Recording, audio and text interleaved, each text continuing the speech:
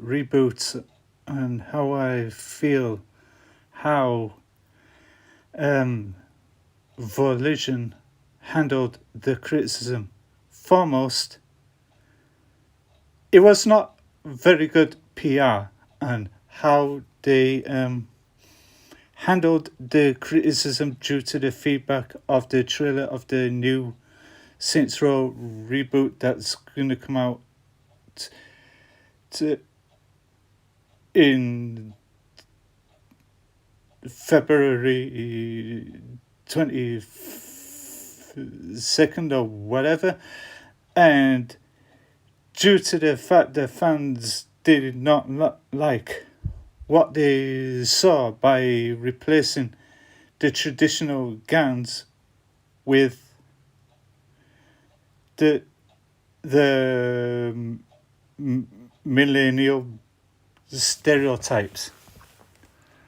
And what the fans really wanted is true to the form of how Saints Row 1 and 2 were. They had great characters, great stories, and great narratives.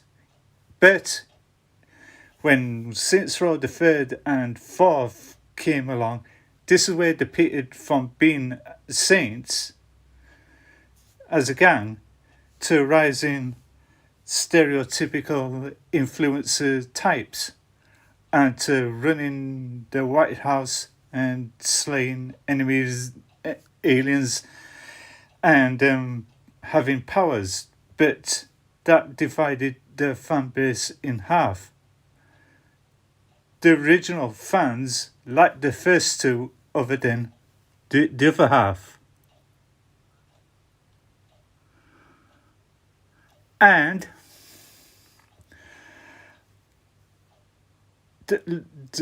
because of that, they hobbled this game called Get Out of Hell, which did not make no sense.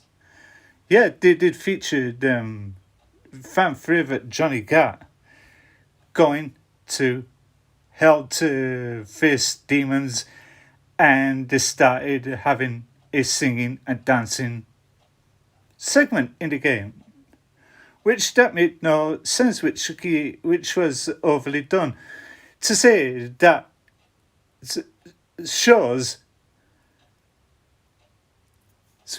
that was running out of creative ideas as the season went along. Then they start going into the realms of the all singing and dancing and all that lot, such cliche and all this lot, which did not make no sense. But due to the fact that did not sit favourably, put the franchise dormant until a few years later when they released Agents of Mayhem. That was non-related to the Saints Row franchise. To say it did have Johnny Gat, which was a DLC character. It was going through a trend which these companies had a tendency to paywall DLC content. If you want to play this character, you got to pay to unlock to play it. Unlike Get Out of Hell, which Johnny Gat and Kinsey was unlocked straight away to play. And Agents of Mayhem tanked because of it. Because of that, the series was on stasis for over quite a number of years until now, because of the latest Gamescom event that came and went, announced that there was ushering a new game. But what you're seeing in the trailer was a slight total disrespect to how the franchise were by replacing the aspiring gangs with fresh outfits and college students that want to go into a life of Riley to pay off student loans, which did not make no logic and sense. That kind of thing you see in comedy heist films, not in a video game about rise to supremacy and that. But many people called it a flippant attempt to cash in the Fortnite trend and the Daft Punk with all these silly helmets and that, which did not make no sense.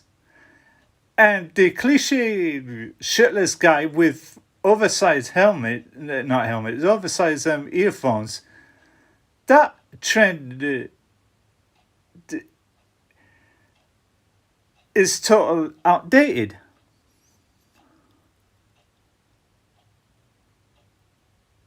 And nobody did not want that kind of feel to how gangs looked, dress, and have the attitude. But one thing that strikes to me about the trailer is the leader had this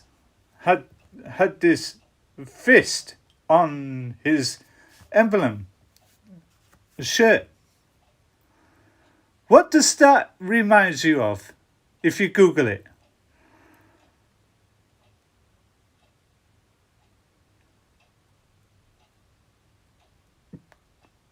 That does not look good.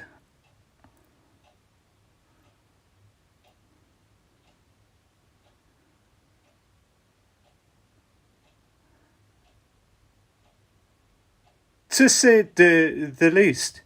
And the way Volition attacked the fans for calling them haters with this other immature meme, say, oh, haters gonna hate with this character doing some breakdance thing. That was not the way to handle criticism.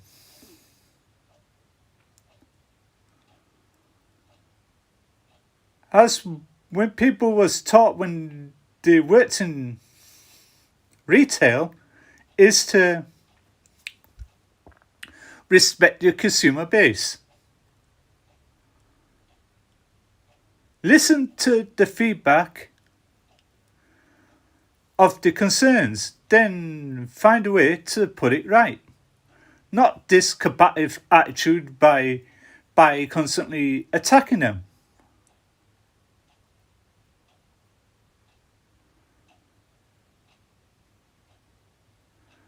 But if these companies continuously be competitive, it's not going to look good for the company image, to say the least. And before I finish it off,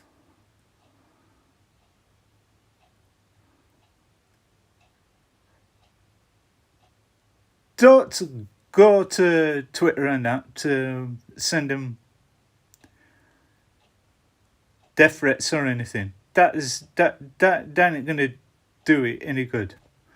But look at the great example. Look, when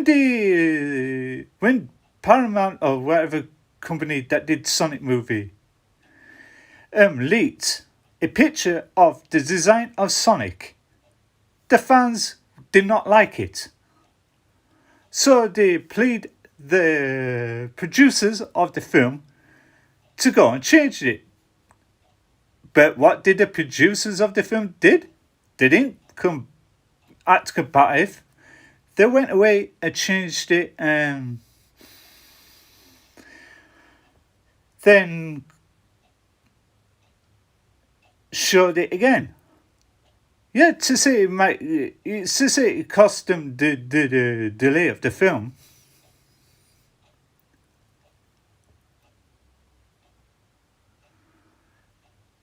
But it was worth it at the end. The fans went to the cinema and saw what they achieved, and the film was a success.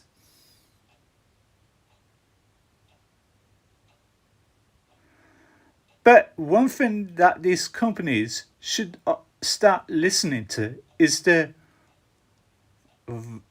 fans, to give them the feedback what they want, what they liked and what they did not like, so they can change it.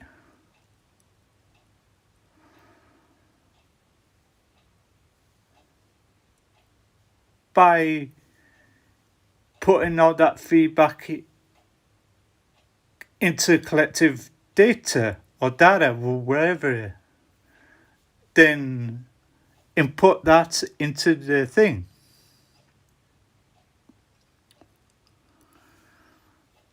And yeah, that's all I have to say about the Saints Row